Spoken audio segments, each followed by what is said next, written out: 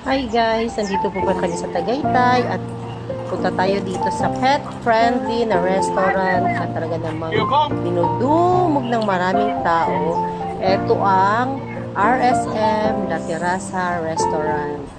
Grabe, sobrang sarap ng food dito. Kaya naman talagang hindi namin pinalagpas na pumunta dito. So ayan, tara, tingnan natin ang kalooban niya later. So, ito ang parking space niya. Napakaluwag at talaga namang maraming sasakyan ang pumaparada para lang makakain. Bali, nag-waiting kami dyan while taking a video. So, ayan guys, ang loob niya.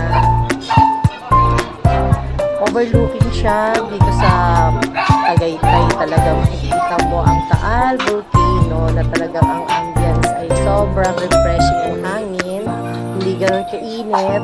Ang daming tao, ang daming waiting, pero ma-accommodate nila dahil nasa second floor, meron pa sila. Bali, nandito kami sa first floor, meron din sa ground floor. Talagang kung gusto mo na mas ma-overview pa ang Taal, akyat ka doon sa pinakataas nila.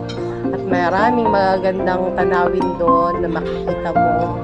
Ayan, ang Taal Volcano na talaga namang kitang-kita dito sa view. Ayan, ang pinakagusto ko pa dito ay pet-friendly siya. Talaga namang ang sarap-sarap ng pagkain dito.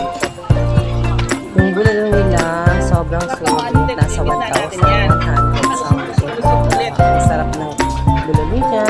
At ang pinakagusto ko yung kanilang kare-kare na may pagkain at ang pancit na may liquid kawali. Pinaka-the best sa akin na talaga ang pinaka-enjoy ko. 185 pesos lang ang kanilang halo-halo na nasa buko shell. Ayan, mas kakayurin mo later ang buko. Isasama sa halo-halo na napakasarap. Yun lang guys, ayan, nabibig kayo sa sarap ng aking halo-halo na talaga namang napaka-creamy niya. Yun lang, thank you. At yan ang aking mag-ama na talagang nag-enjoy ang aking baby boy.